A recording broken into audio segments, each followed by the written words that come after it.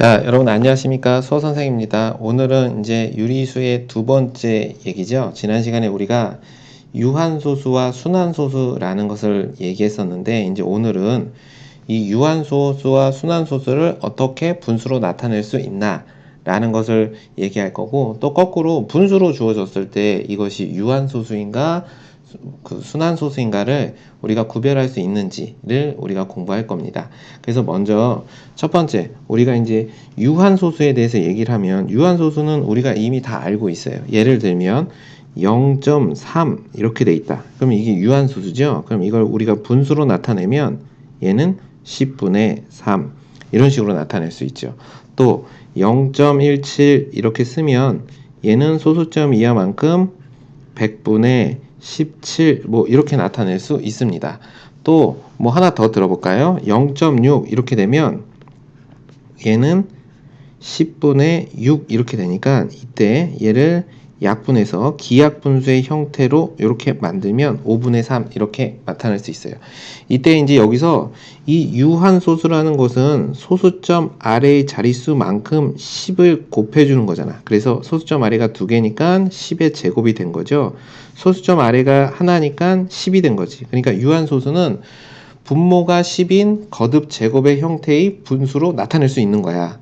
그렇죠? 그래서 이거를 우리가 한번 소인수 분해를 분모를 해봤어. 그럼 얘는 2 곱하기 5 분의 3 이런 식으로 될 것이고, 얘는 100이니까 2의 제곱 곱하기 5의 제곱분의 17 이렇게 정리가 될 거고, 얘는 그냥 5 이렇게 되겠죠. 그러니까 유한소수는 분모를 항상 10의 거듭제곱으로 나타낼 수 있기 때문에, 만약에 이렇게 기약분수의 형태로 표현했다면,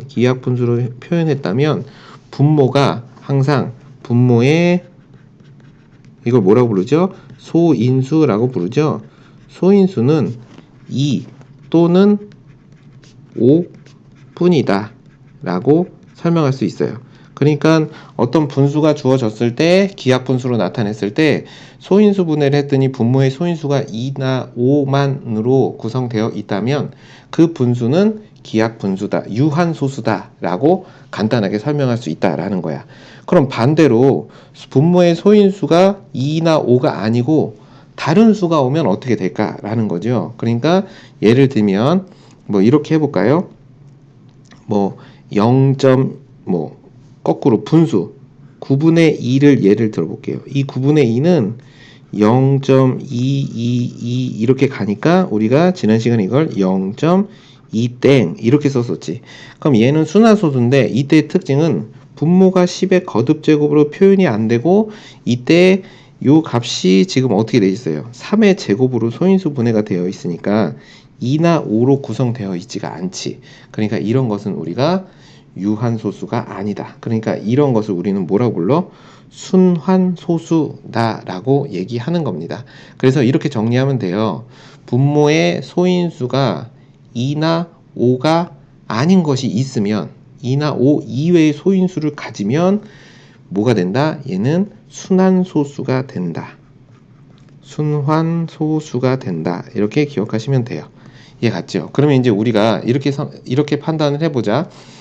뭐 14분의 9 이렇게 얘기해 볼게요. 그럼 14분의 9는 유한소수일까요? 순환소수일까요? 기약분수로 이미 나타냈고, 이것을 우리가 소인수분해 보면 분모가 2 곱하기 7분의 9 이렇게 되니까 얘는 2나 5가 아닌 다른 수가 존재하기 때문에 얘는 계산해 보나 마나 순환소수가 된다 라는 것을 기억하시면 돼요. 이제 이해 가셨나요? 자, 이렇게 정리하면 돼요. 그러니까 분수가 있어. 이 분수를 약분해서 우리는 기약분수라고 얘기하는데, 이때 이 기약분수에 분모를 소인수 분해했을 때 2나 5가만 있으면 뭐가 될까요? 유한소수가 되는 거야. 그지? 근데 2 또는 5 말고 다른 것이 더 있다면 얘는 순환소수가 된다 라고 잘 기억하시면 되겠습니다. 이해됐죠? 그러면 이제 우리가 첫 번째 유한소수와 순환소수를 어떻게 구분하는지를 알게 된 겁니다. 자, 그러면 이제 우리는 유한소수는 분수로 바꿀 수 있으니까 두 번째는 우리가 뭘 할까요? 순환소수를 어떻게 분수로 나타내는지를 설명해 보도록 하겠습니다. 자, 순환소수를 분수로 나타내는 방법은 크게 두 가지가 있어. 뭐냐면 10의 거듭제곱을 이용하는 방법이 있고, 아니면 순환소수를 분수로 나타내는 방법, 공식을 이용하는 방법, 이렇게 두 가지가 있는데, 첫 번째는 이제 뭐라고 얘기할 거냐면 10의 거듭제곱을 이용할 겁니다. 10의 거듭제곱을 이용하는 방법이야. 자, 선생님이 그냥 예를 하나 들어볼게요. 자, 예를 하나 들어서 만약에 0.222 이렇게 가는 순환소수가 있다. 자, 이것을 우리가 분수로 나타낼 거예요. 그러면 이때 자, 순환하는 마디가 2지. 자, 그러면 이제 이렇게 할 거예요. 이 순환소수의 값을 0.222 이렇게 쓸 거고, 이때 이 순환 마디가 하나니까 이 주어진 식의 좌변과 우변에 10을 곱할 겁니다. 그럼 10을 곱하면 10x가 되겠죠? 그럼 10x는 어떻게 되냐면 2.222 하고 똑같이 계속 가겠죠. 자, 그러면 이제 이렇게 순환 마디만큼의 10의 거듭제곱을 곱하는 거야. 그럼 봐봐. 10x는 2.22이고 x는 0.222 이렇게 정리가 되니까 우리는 x를 분수로 나타내는 걸 하는 거잖아. 지금 이 x가 어떻게 분수로 나타낼 건지를 하는 거니까, 자, 이 둘을 우리가 빼봅시다. 자, 이렇게 빼보면 어떻게 될까요? 9x가 될 거고, 9x는 어떻게 될까? 2.2에서 0.22를 빼면 소수 부분이 다 사라지니까 2가 돼서 x는 얼마다? 9분의 2가 된다. 즉 순환소수 0.2땡을 분수로 나타내면 9분의 2가 된다 라고 설명할 수 있어요. 우리가 혹시 모르니까 9분의 2를 한번 나눠보세요. 2, 9하고 0.0 하나 내려주고 18 이렇게 되니까 맞죠? 계속 0.22 이렇게 돼서, 자, 이렇게 돼서 순환소수를 이렇게 나타낼 수 있습니다. 이해되셨죠? 자, 예를 하나 더 들어서 너무 간단하게 나왔으니까 예를 들면 만약에 1.23434 이렇게 오는 수가 있다라고 해봅시다. 자, 그러면 이때는 요걸 어떻게 하냐면 순환 마디가 3, 4지. 자, 그러면 이제 선생님이 이렇게 하는 거야. 자, x의 값을 1.23434 점점점 이렇게 쓰면, 자, 여기까지입니다. 여기까지. 자, 여기까지가 3, 4가 순환 마디니까 3, 4를 포함시켜야 되니까 주어진 식에 100을 곱할 거예요. 그러면 어떻게 되냐면 100x는 100이 아니죠. 1000을 곱해야 되겠죠. 3, 4를 포함하려면 1000을 곱하는 거야. 그래서 1000을 곱해서 1000x는 어떻게 되냐면 1234.3434 이런 식으로 정리가 될 수 있겠죠. 그리고 원래 x는 뭐였죠? 이거였는데, 자, 3, 4, 요 소수 부분의 값이 없어져야 되니까 이럴 때는, 자, 요 앞부분 요 두 개가 소수점 밖으로 나가야 돼. 그러니까 여기다는 10을 곱해서 10x 이렇게 해서 12.3434. 자, 목적은 순환 마디를 기준으로 해서 소수 부분을 없애기 위한 게 목적이에요. 자, 그러면 이 둘을 빼게 되면 어떻게 될까요? 마이너스라면 1000에서 10을 뺐으니까 990x가 될 것이고, 얘는 1, 2, 3, 4에서 12를 뺀 것과 같죠. 그래서 선생님 일단 이렇게 쓸게요. x는 자 990분의 100, 1234 마이너스 12다 라고 이렇게 정리한 거예요. 그래서 정리하면 요 값은 990분의 이렇게 쓰고 1222다. 자, 기하분수는 일단 생략할 겁니다. 자, 일단 이렇게 만들 수 있다라는 것을 우리가 이해하셔야 됩니다. 이게 바로 10의 거듭제곱을 이용하는 거예요. 근데 매번 이 과정을 거치기가 너무 불편했지. 그래서 이제 여기서 나타나는 어떤 규칙성을 본 거야. 자, 결론을 한번 볼까요? 0.2땡을 분수로 나타냈더니 9분의 2가 됐고, 자, 얘는 1.234하고 땡땡 이렇게 된 거야. 그래서 이제 두 번째는 공식을 이용하는 건데, 색깔을 다르게 해서 두 번째는 공식을 이용할 거예요.